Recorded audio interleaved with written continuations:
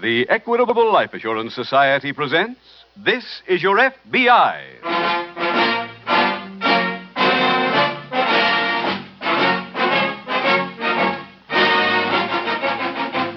This is Your FBI, the official broadcast from the files of the Federal Bureau of Investigation. Presented transcribed as a public service by the Equitable Life Assurance Society of the United States and the Equitable Society's representative in your community.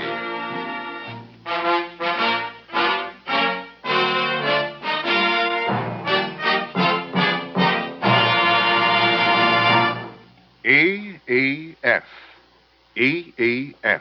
Those three letters, EEF, have helped make it possible for thousands of bright, ambitious boys and girls to equip themselves to lead happier, more successful lives. EEF stands for Equitable Education Fund. An Equitable Education Fund is the painless way to pay for a college education.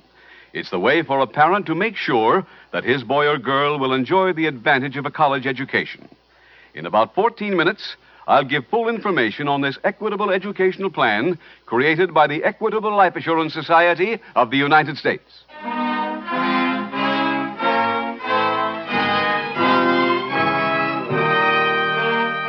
Tonight, the subject of our FBI file, larceny. Its title, The Adopted Thief.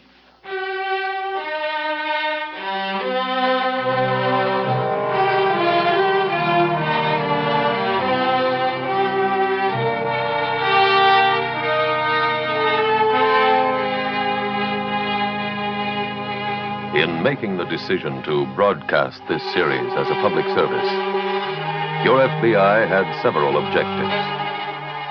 One of the most important was to focus the spotlight of publicity on what goes on behind the scenes in the underworld. For the more thoroughly you, the people, are alerted to the stratagems and techniques of criminals, the better able you are to recognize a crime in the making, to take steps for self-protection, to make the moves that help bring criminals to justice. There comes a moment in many criminal acts when, if the intended victim is on guard, the whole plot will fall to pieces. Tonight's FBI file illustrates such a case.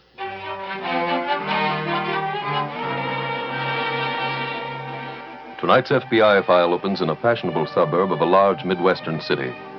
In the living room of an attractive home, a well-dressed middle-aged woman rises from her chair to answer the phone. Hello?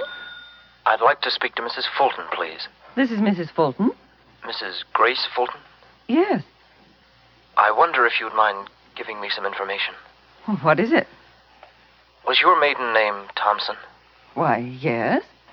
Then in 1926, you married a man named Harper. What? You went to Charleston the next year to have your baby and put it up for immediate adoption. Am I right? Oh, who is this? Your son. My son? Yes, Mother. If you want to see me, I'm in room 719 at the Hotel Central.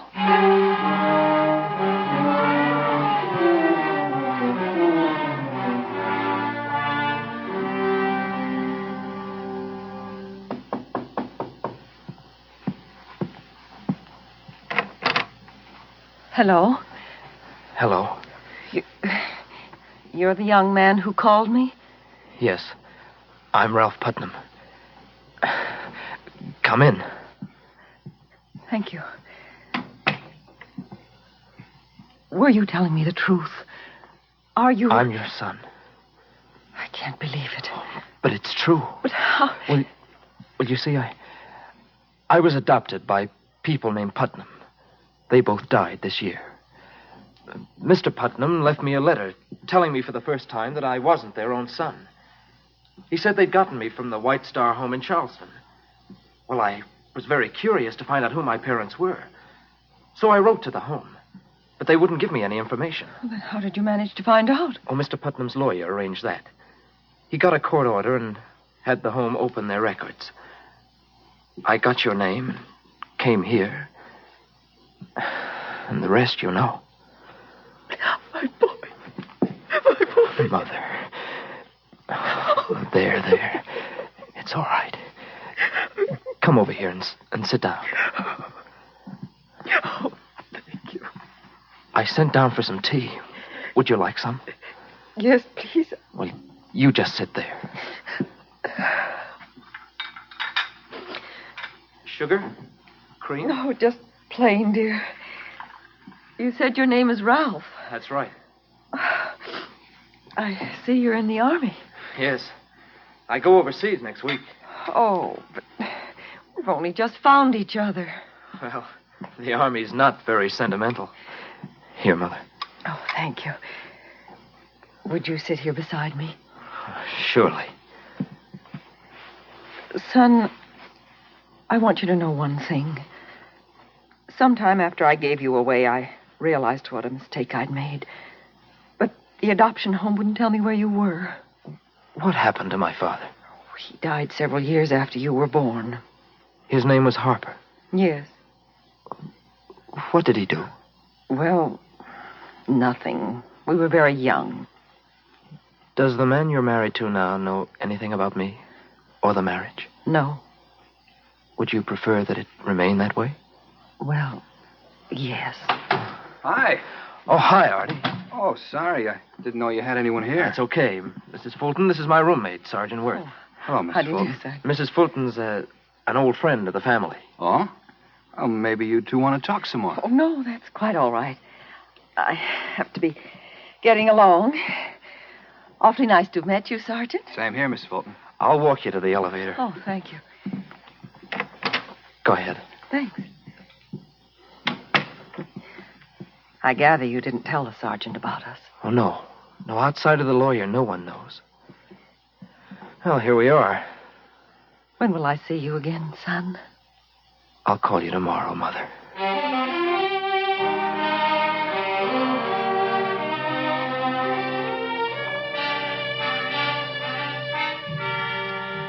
Meanwhile, at an FBI field office about 100 miles away, Special Agent Jim Taylor approaches the desk of Agent Leo Graham. Hello, Leo. Hi, Jim. I was by looking for you a couple minutes ago. Oh, I just got back from the music hall. Oh? I think I've got a lead on that stolen car. I haven't had a chance to crack that file. Can you fill me in? Sure, there's not much to it yet, though. Well, where does the music hall fit in? Well, after the place closed last night, the manager noticed a car in the parking lot. When it was still there this morning, he called the police. Uh-huh. Turned out it was stolen day before yesterday near Pittsburgh. The owner says he gave two soldiers a lift near the entrance to the turnpike. Another hitchhike job? Yeah. When he stopped to make a phone call, they took off and stranded him. He can't give us a description of either man. All he remembers is they called each other Ralph and Artie. What's the lead? Well, I examined the car and found a couple of things. Book of matches from the Chelsea Motel in Pittsburgh and some empty beer bottles in the back seat. Did you check the motel? Yeah, the motel gave me the names of two soldiers who stayed overnight just before the car was stolen. I sent them to Washington along with some prints. Where'd you get prints? Off the beer bottles. The owner says they weren't in the car when it was stolen. Well, with names and prints, we might have a quick ident. Yeah. Well, the minute anything comes in, I'll pass it along.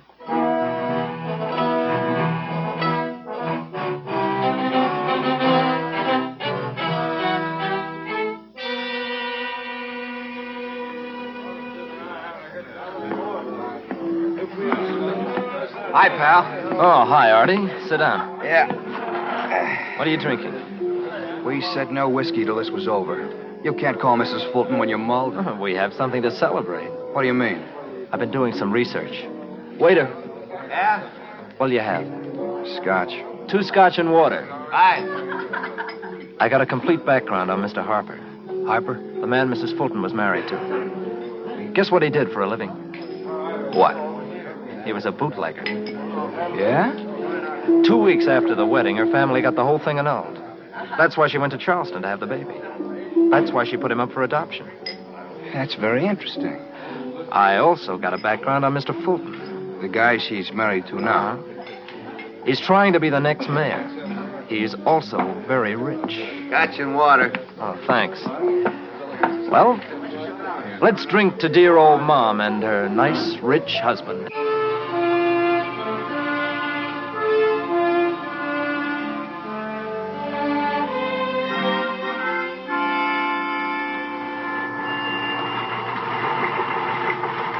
Jim, anything in from Washington? Yeah, Leo, but I don't understand it. Ident says those prints belong to two men named Paul Clark and Arthur Worth. Well, Well, they're not soldiers, and the owner of that stolen car said the men called each other Artie and Ralph. maybe Ralph's a middle name. Ident says Paul Clark has no middle initial. So I guess we'd better concentrate on Worth. If we find him, we might get both of them. We have any pictures? Now, they're on the way. We've got complete descriptions. How about records? Clark was arrested 3 years ago for car theft. Worth was convicted last year for posing as a collector for a couple of charities. And now they're both posing as soldiers. That's it. Teletype also has a note that Worth's brother's in the Army at Fort Andrews. That's near Pittsburgh, isn't it? Yeah, that's right. They may have gone there to see him, so I've wired the Fort Andrews MP outfit. Covered all the local angles? No, not completely, Leo. Let's clean them up and then meet back here.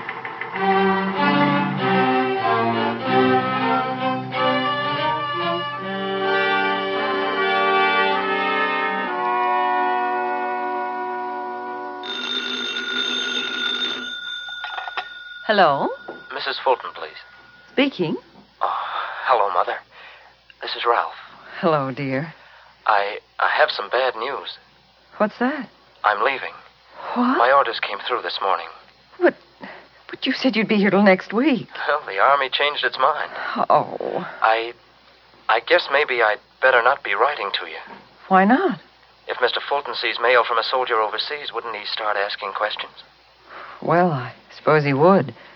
Will you write to me, though? Why, surely. I had a picture taken for you. Oh, I'd love it. Can I come down and see you before you go? Oh, no, I'm leaving the hotel as soon as I hang up. Oh. But Sergeant Worth isn't going till tonight. I'll give him the picture and my overseas address. Well, where can I see him? Oh, he's keeping the room, the one you were in yesterday. If you want him to, he'll wait for you. Oh, yes, please, dear. Ask him to wait. I'll be right there.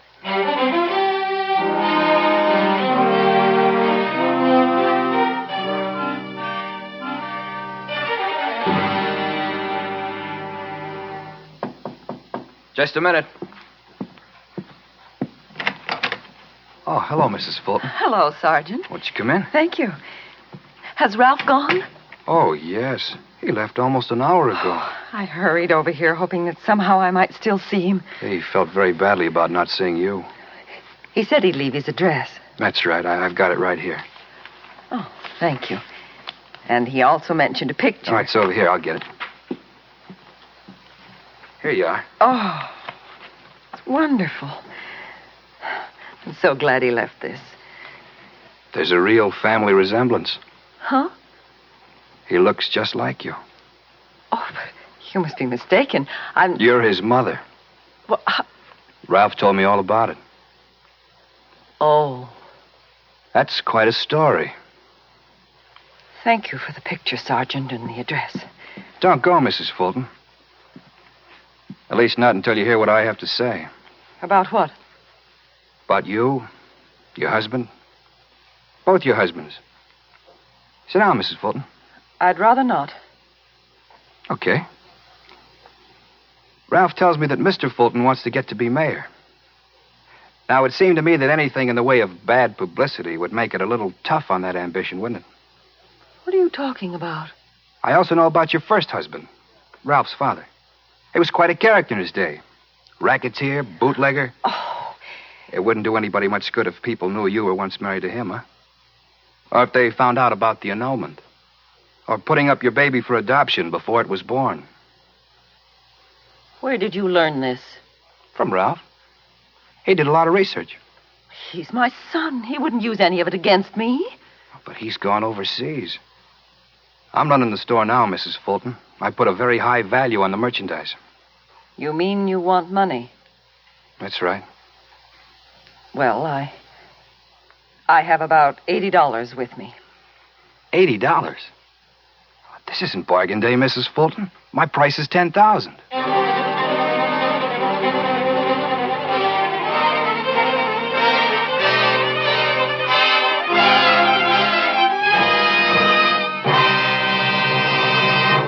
We will return in just a moment to tonight's exciting case from the official files of your FBI. Now let's pay a quick visit to the home of George Peterson, who's recently become the proud father of an 8-pound boy. This morning, George called up his Equitable Society representative, Fred Barton, and asked him to drop in. George has a question he wants answered. Look, Mr. Barton, my kid's only 6 weeks old. Is that too young for me to start one of those college education insurance policies for him? My wife and I both think it's a good idea, if it doesn't cost too much. Well, it is a good idea, Mr. Peterson. And the sooner you start, the lower the yearly cost will be. My advice is to begin an equitable education fund right now. Well, tell me how it works out. Well, in an equitable education fund, you have an endowment life insurance policy that's paid up by the time your boy's ready to enter college. The cash is there, ready and waiting for him. Actually, it's about the most painless way of paying for a college education ever invented. Well, it sounds pretty much like buying an automobile or a TV set on the installment plan. Except that in this case, you save up the money in advance. That's right. But don't forget that an equitable education fund has one big advantage over ordinary saving plans. You get life insurance protection. If you should die before the plan is completed, no more premium payments are necessary. The policy is paid up in full. The Equitable Society holds the money and pays interest on the full amount until he's ready to use it for his education. So even if the worst should happen, he's still sure to get the kind of education you want him to have. Okay, well, let's get down to brass tacks. How much would a plan like this cost me? Well, there's no fixed amount, Mr. Peterson. Some fathers set up a $2,500 fund for their boys. They know it probably won't pay the entire cost of a college education, but it will be a big help. Others go as high as $4,000, $5,000, or $6,000. It's just a question of how much you can afford to put into it. Well, suppose we figure on one for $4,000. Well, let's see. At your age, that's going to cost only... If you have children of your own, why not get the cost of an equitable education fund from your equitable representative? These equitable men don't go in for high-pressure methods. They give you the information you need and let you make up your own mind. Get in touch with your equitable representative soon. Or write care of this station to the Equitable Society. That's EQUITABLE. The Equitable Life Assurance Society of the United States.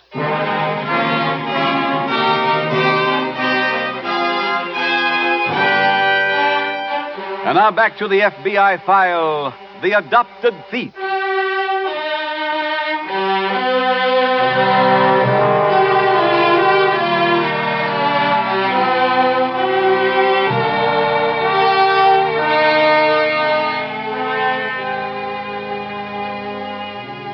Fear dulls our senses and our thinking. And the stock in trade of extortioners and their ilk is fear of exposure. This thought-paralyzing fear prevents their victims from facing one very obvious fact. This fact is that very few blackmailers or extortionists are ever satisfied with just one payment. Once these criminals have made their first move, the most dangerous for them, they become bolder. They are sure to come back for more. Finally, many victims do go to the police, but only after they've been bled nearly white. So once again, your FBI urges all members of this audience never to give in an inch to a blackmailer or an extortionist. Report any attempt at intimidation to the police immediately. It may mean personal embarrassment, but sooner or later this must be faced. Tonight's case might never have been in the FBI files in its present form had Mrs. Fulton acted promptly and courageously.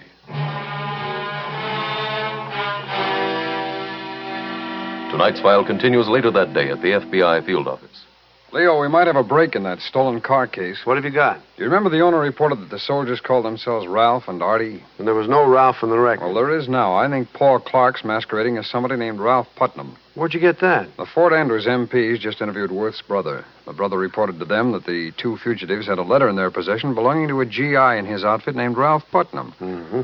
This letter contained some information about the Putnam boy's real mother.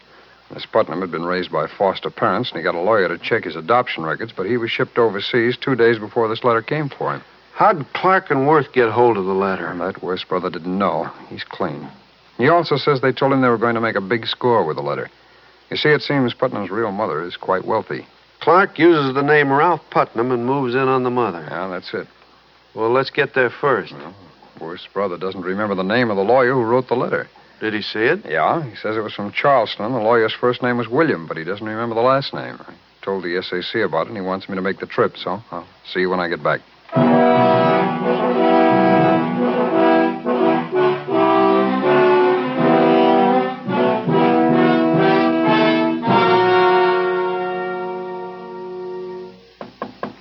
Come in. Well, how are you, Mrs. Fulton? You're early. I'm anxious to get this over with. Oh, sure, I understand. Can I get you something to drink? No, thank you. You brought the money? Yes. Before I give it to you, I want to know something. What's that? Was my son telling the truth when he said you were leaving for overseas tonight? Yeah, that's right. I leave in an hour. Well, I want you to promise you'll never ask for any more. Mrs. Fulton, you're doing business with a very reliable concern, I promise. Here you are. 10,000? Yes. Count it if you wish. Oh, I take your word. Well, I assume our business is ended. Yeah, I guess it has. Then I'll be going. Oh, Mrs. Fulton, I want to thank you. You're one civilian who really knows how to keep up a soldier's morale. Well. Hello? Hi, Artie. Any news? Yeah, she just left. What about the money? I got it right here. Where you calling from? The motel. We'll stay there. Why? The alterations weren't finished on your suit. I told the store to deliver it out there. When'll that be? This afternoon. Oh, okay. I'll meet you at the ferry.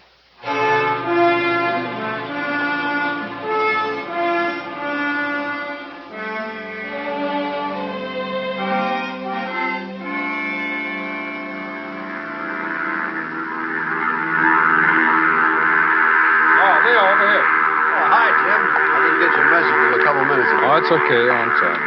Where are we going? Madison. I finally located that lawyer. How'd you find him? Well, I went to the courthouse this morning, thumbed through every adoption record till I found Putnam's. Hmm? That lawyer's name was William Hughes. He gave me a copy of the letter.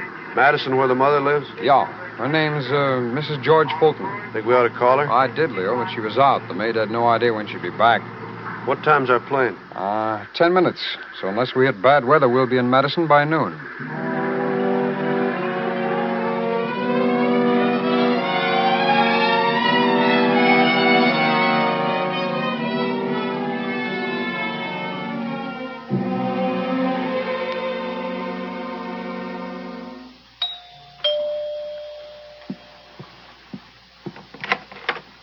Mrs. Fulton?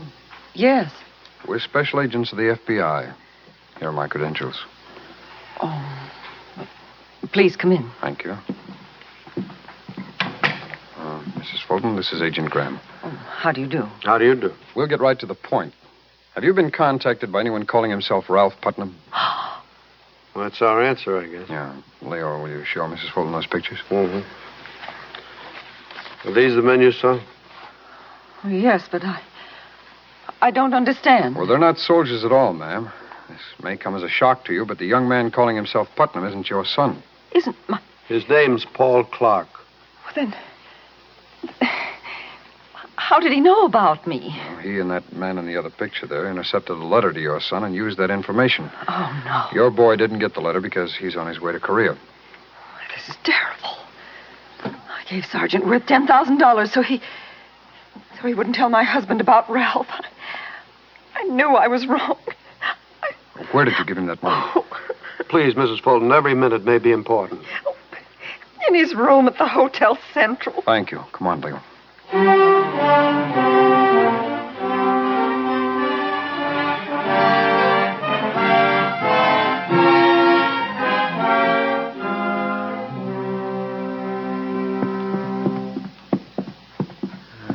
$7.19's to the left. Mm-hmm. See, that ought to be third room down. How long ago did the manager say Worth checked out? 2 hours, but they haven't cleaned the room yet. Here it is. Yeah. Go ahead, Leo. All right.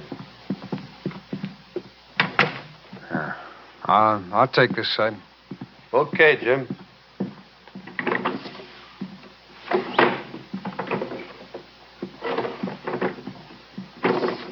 Nothing in the desk. Closet's empty, too. Well, let's check the wastebasket. Go ahead. I'll give the dresser a quick look. All right.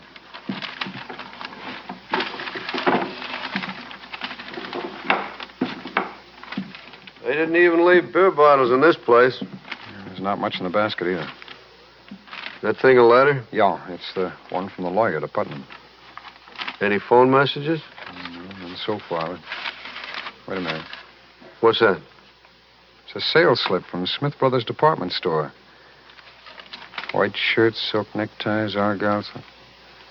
Hey, they're switching to civilian clothes. That'll make them even tougher to locate. Maybe yes, maybe no. Let's use that phone and find out.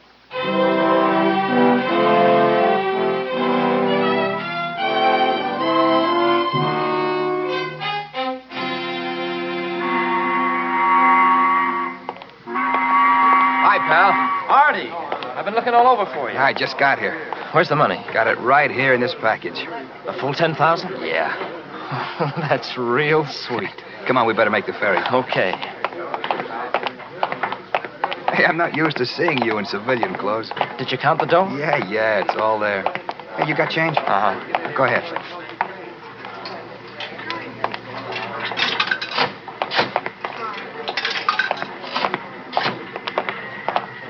Did you have any trouble with her? She made me promise we'd never come back, so I promised. You're pretty good at breaking promises, aren't you? Yeah. Hey, they're closing the boat gates. Let's hurry. Just a minute, I'm afraid you'll have to miss that, Ferry. Who are you? We're special agents of the FBI. You're both under arrest.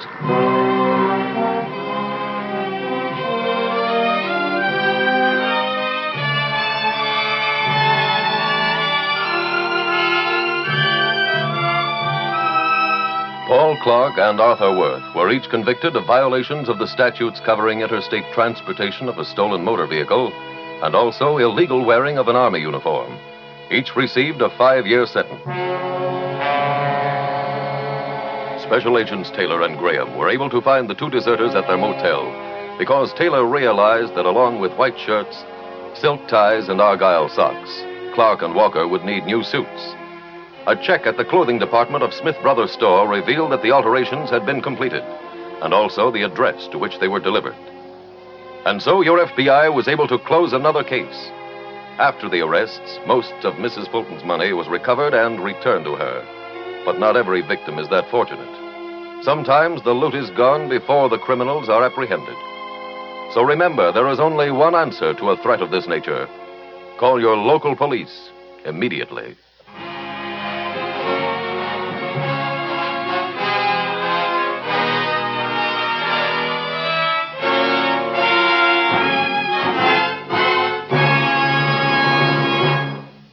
Now, a quick review of the advantages of an equitable education fund. First, it's the painless way to pay for a college education. You spread the cost over many years instead of taking a beating in 4. Second, it's sure. From the moment you start, you're certain your children will get the kind of education you want them to have, regardless of what happens to you. So why delay? Ask your equitable representative for full information on an equitable education fund, or write care of this station to the Equitable Life Assurance Society.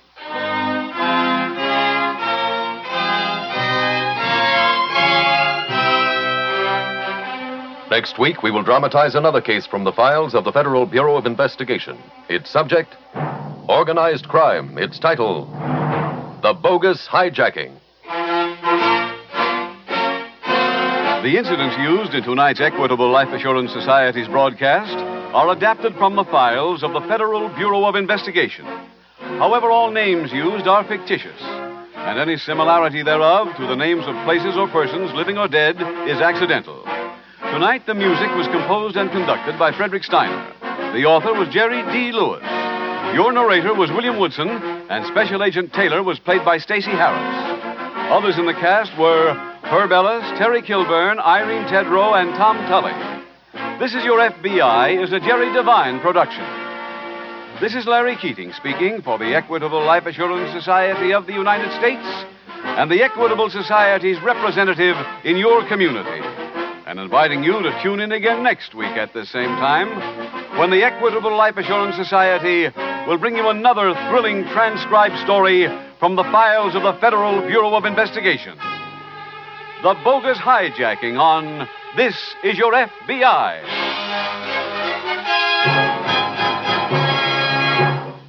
Stay tuned for A Life in Your Hands, starring Lee Bowman, which follows immediately.